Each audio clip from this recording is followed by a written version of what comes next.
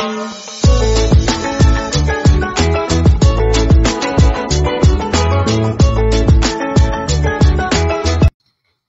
The lord.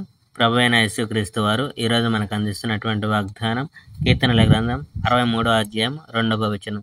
పరిశుద్ధ ఆలయమునందు నేనెంతో ఆశతో నీ తట్టు కనిపెట్టుకొని ఉన్నాను.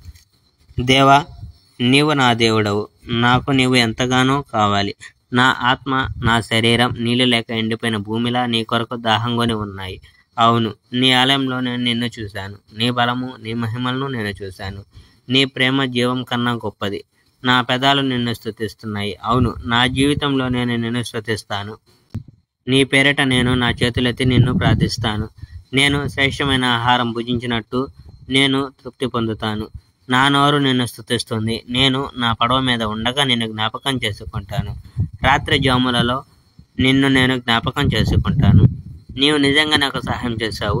నీవు నన్ను కాపాడినందుకు నేను సంతోషిస్తాను. నా ఆత్మ నిన్ను హత్తుకుంటుంది. నీ కుడి చెయ్యి నన్నెత్తి పట్టుకుంటుంది. కొంతమంది మనుషులు నన్ను చంపడానికి ప్రయత్నిస్తారు, కానీ వారు నాశనం చేయబడతారు. వారి సమాధులకి దిగిపోతారు.